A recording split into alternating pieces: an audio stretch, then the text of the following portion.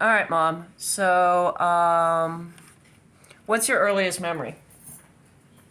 My earliest memory was I was in Trenton, New Jersey, and I don't know if I was 1 year old or I don't know. I was upstairs, and I was in a crib, and I had diapers on. And so I don't know if I was 6 months old or a year old, or I don't know how old you are when you stand up on a crib, hold the side of the crib, and you have diapers on. And I was thinking to myself, I am so bored. And it's like, why I have that memory, I don't know. That's cool. Yeah. And when were you born? I was born 1948, the year Israel became a nation, Ah, which to me is real special. well, that's good. That's good. And who were your mom and dad? What do you mean? Talk about grandma and grandpa. Oh, How was grandma as a young mother? oh, she was wonderful. The one thing I'm so grateful for is she used to sing hymns to me even when I was a baby. She loved singing hymns, and we sang hymns all the way to even when I was at home from college. She loved singing hymns, and I will always be grateful for that. And she told me even when I was a baby, she'd sing hymns all the time. And I think that's why I love hymns and love music, That's good. Christian music. That's good. But I remember her organ. Yeah, yeah. She had a lot of instruments too, didn't she? Did she play any of them or just collect them? No, she just collected them. That's still pretty cool. I remember I liked banging on them when I was a kid. Oh, really? The steel drums especially. What about your elementary school? What was your elementary school like? Where'd you go? Uh, It was St. John's Elementary, right? no, that was high school. That was ninth grade to 12th grade. I can't remember my All right. Let's wait a minute. Oh, wait, elementary school. let's talk about high school then. What was high school like? Wait a minute. Yeah. Well, I was going to public school until I was going to public school until the end of seventh grade, and I didn't like it. There was like a spiritual vacuum, and somebody told my dad, it was till seventh, eighth, and ninth grade. Somebody told my dad, Bill, you need to put your kids in Christian school or St. John's Country Day School. So in ninth grade, we were transferred to a non-denominational school, St. John's Country Day School in Orange Park. And the difference in the spirit was like day and night. The vacuum was gone. Every morning when you'd go to class, they would put on the speaker, they'd say a prayer. And it was non-denominational, but it was like a completely different spirit than the public schools. And I am so grateful. And I had a wonderful class. It was a small class, wasn't very big. And I'm so grateful that they put me in St. John's Country Day School. So grateful for that. That's awesome. Now, did you go straight from grade school to high school? Or was there a middle school in between? That was first through sixth grade in elementary school. And then you went to high school? Yeah. All right. Seventh What was grade. high school like? Well, like I said, from seventh, eighth, and ninth grade, it was. Nobody told me anything about it, but I just felt a spiritual vacuum. I could feel it. Ah, And so it was just like from that point on that you went to Christian school. All right. from So ninth grade, 10th, was 10th, this 11th, the and 12th. 1950s, the 1960s? I can't remember. Like, what did people wear? What sort of clothes did they wear? Did they wear the big hoop skirts? No, Or pants? at this time, everybody, it was modest and nothing kooky. Now, there's all So kinds like of, skirts down to the knees. yeah. When I went to St. John's Country Day School, there was you had to, there were some rules that had to wear things that were very conservative. Ah, there was a dress code. Yeah, that's what you call it. But it was different in college. When you went to college, it was more of what, the hippie movement? Yeah, and it was college was very, I went to Florida State University. College was very, very, very depressing. And some of the teachers were atheists. Not all of them, but some of them. But that was a horrible, horrible spiritual vacuum at FSU. And I remember to this day, I was in my dormitory room and I was crying and crying and saying, I was literally crying and saying, God, where are you? I just, that's what I was doing. And after that, I met the Latter-day Saint missionaries, and I went to, I found the Institute class at the Latter-day Saints with Garth Allred, and he had studied many, many books in and out of the church. And I don't know what I'd have done without Institute and Garth Allred. And the vacuum went away. That's awesome. Yeah. I'm really glad that you had that spiritual guidance there. And that helped you. I also had a very, very interesting experience. They had a meeting that was people, it was a week long, and people came, they had busloads of kids. They have Jim Jensen, Dinosaur Jim there. It was like talks for a whole week. There's a name for it. Mm-hmm. And they had a man that came that had become a member of the church, and I heard him speak. And before he became a member, he was an expert in the Arabic language. So the church, I'm so grateful that I heard that. The church asked him, his name was Sammy Hanna, and the church asked him and said, Dr. Hanna, you're an expert in Arabic. Will you translate the Book of Mormon into Arabic? And he went, sure, I guess they paid him to do it. He said, yeah, I'll translate the Book of Mormon into Arabic. So he started translating it, and he went, and I heard him speak at the conference at Tallahassee, and heard him speak in person. And if I hadn't heard him speak, I'd have never known this. And he said, as he was translating the Book of Mormon into Arabic, he went, "Oh my word! What is this? What is this? What? Oh my word!" He kept going, "What? What in the world?" There's a word in the Book of Mormon that says, "And he turned himself around." Well, you don't speak that in English. The Book of Mormon was criticized for being poor English, and he turned himself around. That's sort of stupid. But Sammy Hanna said there's an Arabic word that is exactly in the Semitic language. It exactly says, "And he turned himself around." But when he translated the Book of Mormon into Arabic, it came out pure poetry. It was incredible how beautiful it came out. And they said, Dr. Hanna, do you want to get baptized? No, I just want to translate this. This is incredible. 2 weeks later, he had a dream from heaven, and he was baptized, and became a member, and became a teacher out west in Salt Lake City in one of the universities. But if I had not heard that talk, I would have never known. And he said, anyone that criticizes the Book of Mormon does not know a Semitic language. And if I had missed that, I would have never known this. So that I have some really special stories like that. Yeah. And, now, this was also the same time period that you said Ted Bundy was at FSU? oh, he wasn't at FSU. He was just north of FSU. Mm-hmm. And that's been a long time ago, but when I was there, somebody at night was coming by and testing the doors. I always lock my doors, and they were going by, and you could hear them test one door, test another door. So I always kept my doors locked, and then I found out that what happened with that, I don't know, I can't remember it very well, but he was not far away from FSU. I don't know, but it was like you had to be careful because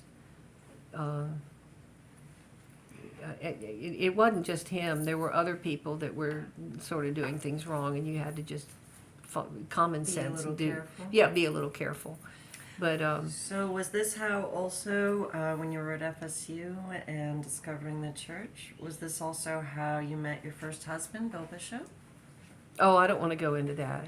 Oh, I don't want to okay. go into that. I want to talk about some happy things. How'd you meet Dad? It was here in Jacksonville. Did When- you go to church together? Yeah, I don't have the best memory. I can't remember too much. A few things I will never forget, but some things I can't remember. So What's your favorite memory with Dad? I can't remember. Like, I literally can't remember. My mom, well, what I need to do is I have a magazine with no advertisements in it on how to help your brain be strong. My mom had Alzheimer's, but she was an honor student nurse, but she had Alzheimer's because when she got older in her 80s, because all she was 70s and 80s, all she was doing is eating the wrong things, lots of sugar, lots of Coca-Colas, sodas of all types, sugar on all her cereal. It was very high glycemic, and I didn't know anything about Alzheimer's, but she was eating all the things that promote the hurting of the brain, and I need to start going on a healthy diet because I'm getting older and I could follow the same path. That's why I'm doing this video now. Yeah. I gotta get your stories while I can. Yeah, yeah. Someone once told me to. Oh, I have another special story. All right. When I was painting, when I was at FSU, but I wasn't going to school at the time. I was living with 3 of my roommates were Latter-day Saints from the Institute thing, and we had rented a home. And one night, they were asleep. One night, I had finished another painting of,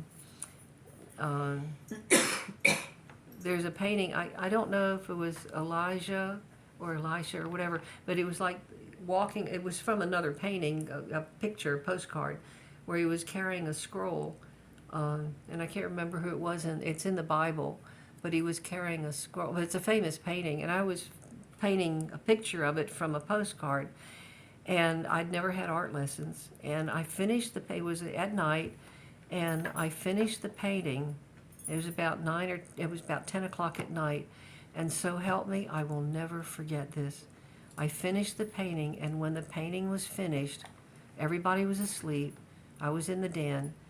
And in my mind, I saw a portal open up above my head. I mean, it was like in another dimension. It was invisible, but it was real. And I heard a voice, but it wasn't an audible voice. And it said, "I am very pleased." And I went, "Oh my word." And I just went into my room, and I just, oh my word. It was like, but it was not an audible voice, but I will never forget it. "I am pleased." And I can still see to this day an invisible portal open up in another dimension. What did the voice sound like? It was a man's voice. Did it sound almost like Mr. Rogers or Morgan Freeman speaking? No, it was, soft? Was it It was like, melodic? "I am pleased. I am very pleased. I am well pleased," or something like that. How did you feel when you heard it? I was like, it was real. And I said, "Oh my word." And I went into my room, and I have never written poetry, ever written poetry. But I was like flabbergasted. I went into my room, and I got real quiet, and all of a sudden this poem came to my mind, and I do want to publish it. What was the poem?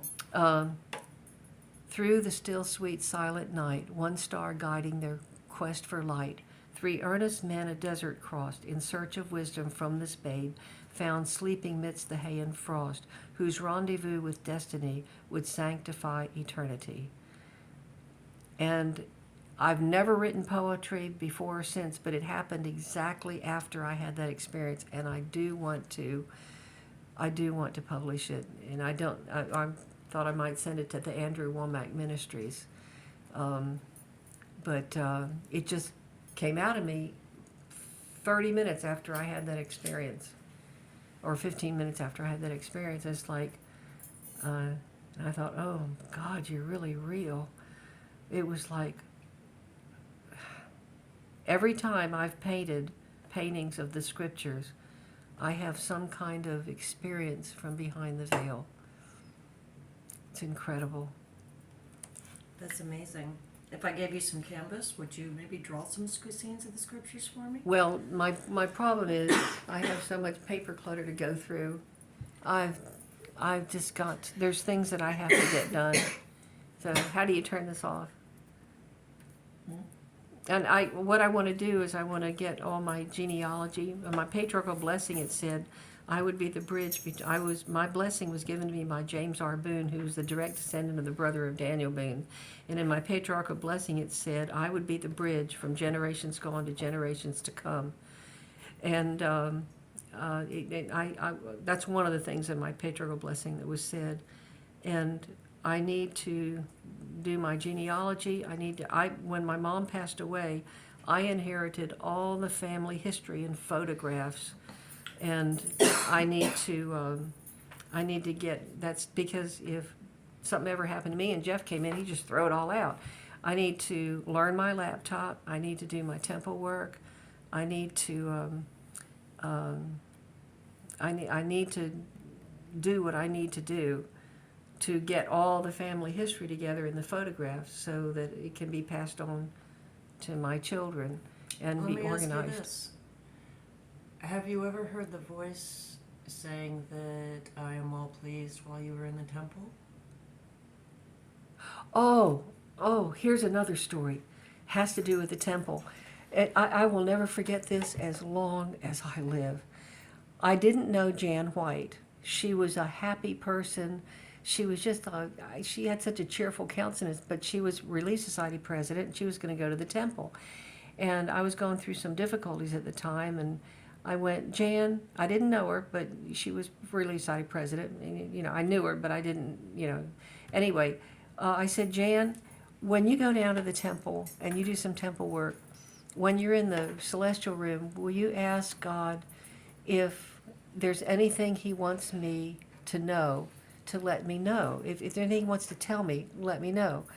And she said, sure, I'll do that.